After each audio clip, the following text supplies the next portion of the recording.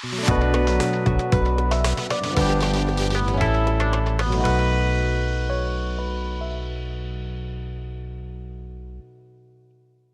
so ready to unlock the power of emotionally intelligent leadership. And I mean, really dive into it, not just scratch the surface. We've got a ton of articles, research, even some Daniel Goleman here, so we're going deep on this one. Yeah, it's interesting. We always hear about intelligence, right? Like IQ is everything. But these sources are saying, hold on, emotional intelligence or EQ, that's just as important, maybe even more so when you're talking about leadership. Makes sense, right? We've all met those people who are like book smart, but when it comes to actually reading a room, understanding what people are feeling, they're clueless. Totally. And you've got this research on a multi-level model of EQ, and that's what's so fascinating. It's not just about being nice. It's really a whole set of abilities. Some experts, like Sullivan and Mayer, actually see it as its own type of intelligence. It's not just, oh, I recognize emotions, but understanding them, the nuances, how they affect our thinking, how we can manage them effectively. Okay, so let's break that down. We hear these terms, EI, EQ, are we talking about the same thing here? Right, it can get confusing. Let's keep it simple. EI and EQ, same thing. Both mean emotional intelligence. Basically, it's being able to get not just your own emotions, but recognizing, even influencing how other people are feeling around you. And from what I'm seeing in these sources, it's a big deal, not just at work, but for like success in life overall. Makes you think, right? You know, one article that really resonated with me, it talked about these 4 key parts of EQ. Self-awareness, self-regulation, social awareness, and then relationship management. It's like a roadmap almost. Totally. It's a great way to look at it because it shows how complex EQ really is. So self-awareness, that's the foundation. Really getting what your own emotions are, your triggers, what you're good at, what you're not so good at, the whole picture. It's like that moment when you're about to send that email, you know the one, and you're like, nope, better not. Look. We've all been there. And that's where that self-regulation comes in. Can you manage those emotions? Can you stop them from hijacking your whole behavior? So instead of hitting send, maybe take a walk around the block, take a breath. Exactly. Okay, now think about social awareness. It's kind of like self-awareness, but outward focused. You're tuned in to how everyone else is feeling. Reading the room, sensing the vibe. What's the dynamic here? So like if you can tell your coworker is having a tough day and you offer to help, or if a meeting's getting tense, you're the one who suggests a break. Exactly. You're picking up on those little cues and responding with empathy. Okay, this is making sense. So we're self-aware, we're learning to manage our own emotions, then we can tell what others are feeling. You said 4 things. What was that last one again? Oh, yeah, relationship management. This is where it all comes together. It's using your emotional intelligence to build those strong connections, communicate well, handle conflict in a healthy way. So if those first 3 parts are like ingredients, relationship management is using them to actually bake something good, make those relationships actually work. Good analogy. I don't know, but you get what I mean. I like it. Okay, but here's the million-dollar question. Yuan, can you learn this stuff, or are you stuck with whatever you've got? This is where it gets interesting. Right. Is there a magic pill to suddenly become an EQ master? I wish. Unfortunately, no. Some experts think you have a starting point for emotional intelligence, but that it's also a skill you can build on, strengthen over time, kind of like a muscle, Okay, that's good news, because if it's that important for good leadership, for success, then it means we can all work on it, right? Become more emotionally intelligent. Definitely. And honestly, it's empowering to think that we can learn and grow our EQ. And the best part, your sources actually have some really good strategies for doing just that. So how do we do it? What, do we sign up for EQ boot camp or something? It's not quite that intense. A lot of these sources actually say start simple, like journaling. Journaling, huh? Yeah. So it's like, Dear Diary, today I almost sent that angry email. Well, you get the idea. Yeah.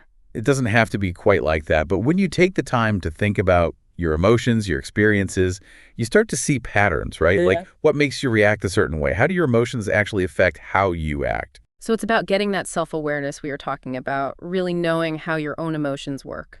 Exactly. And once you've got that awareness, then you can start to work on self-regulation, like we were saying. Some of the sources mention things like meditation or mindfulness, really helpful for that. Okay, meditation, I'm all for it, but trying to find my zen in the middle of a crazy day, that's the tricky part. Well, it's a practice, right? Not about being perfect. Mm-hmm. Even taking a few deep breaths before you react to something stressful, that can make a huge difference. Okay, so journaling, meditating, breathing. But what about when we're actually with other people? How do we get better at understanding what they're feeling? This is big. Practice active listening. I mean, really listening, not just waiting for your turn to talk. Pay attention to their words, but also their body language, how they're saying it, their facial expressions, everything. So it's like being a detective of emotions, I guess, but instead of looking for clues, we're looking for like emotional cues. I love that. And here's the thing.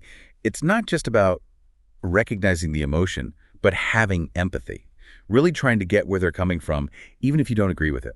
So more than just, oh yeah, I see why you're upset, but really putting yourself in their shoes, trying to see it from their side. Yes, exactly. Empathy is about understanding, not just condoning.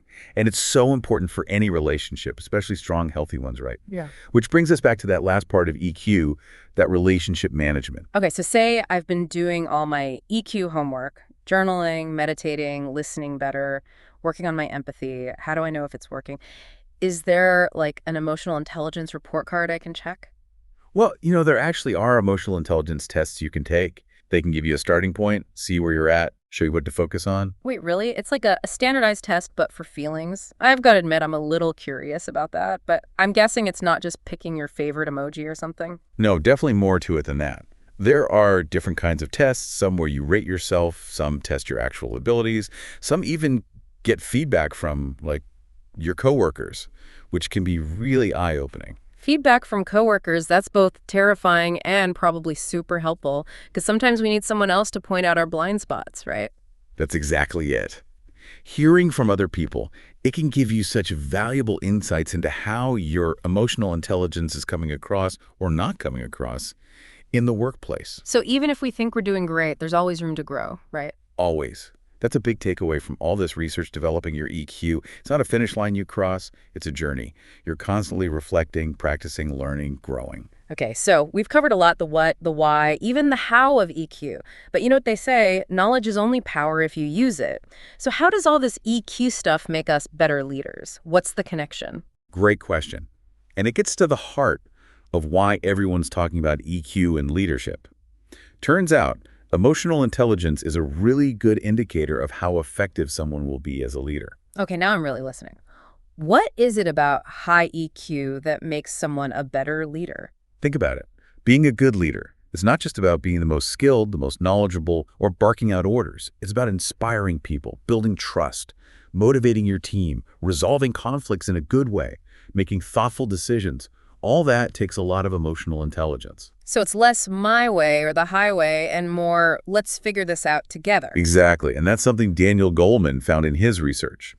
The most effective leaders, they weren't always the ones with the highest IQs, but they were the ones with high emotional intelligence. That changes everything. It means being a great leader isn't about being the smartest person in the room. It's about being the one who can really connect with everyone there, inspire them. Yes, that connection, that ability to build relationships and create a positive feeling, that's what makes all the difference for a team.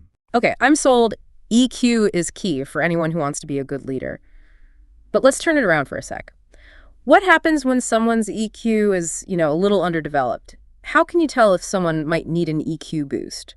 We all know that person, right? Oh, we do. We definitely do.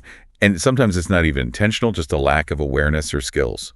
So how do we spot these low EQ folks? What are the signs? Well, there's no special detector for it, but there are some common things to watch for. One is trouble reading social cues. They might miss those subtle signs of frustration, boredom, disagreement. So they're the ones telling that same joke that no one laughs at, even after everyone's eyes have glazed over. Could be. Or they might interrupt constantly, dominate the conversation, be completely oblivious to how their words are landing on people. I'm cringing just thinking about it. What else? Another big one, struggling to manage their own emotions. They might have outbursts, overreact to any criticism, really fall apart under pressure. So like the coworker who throws a fit every time the printer jams. That might be a bit much, but you get the picture. They hold grudges, blame everyone else for their mistakes, super sensitive to any kind of feedback. Ouch. Not exactly leadership material or even good teammate material at that point. So is there hope? Can these EQ challenged people improve? Absolutely. Remember how we talked about emotional intelligence being a skill? Well, like any skill, you can learn it, get better at it, even if you're starting from a lower point. It might take extra work, but it's possible. Okay, so there's hope. Let's say someone realizes, hey, I need an EQ upgrade. Where do they even begin? A lot of the things we talked about before are a great start. Journaling, meditation, practicing active listening, working on empathy, those are all helpful tools. It's like our EQ toolkit. Exactly. And if someone feels like they need extra support, there are workshops, classes, even coaching programs specifically for developing your emotional intelligence. So there are definitely resources out there for anyone who's serious about upping their EQ game. It's pretty amazing to think about how much support there is out there for anyone who wants to really dive into this whole EQ thing. Right. And it makes you think, why aren't we talking about this more? Because it's not just about, getting ahead at work or anything. Developing your EQ, it can make you a better person overall, better friend, better partner, everything. Totally. Yeah. Sounds like we're talking about a happier, more fulfilling life, period. Exactly. And that's something I found really interesting in these articles. It's not just about work.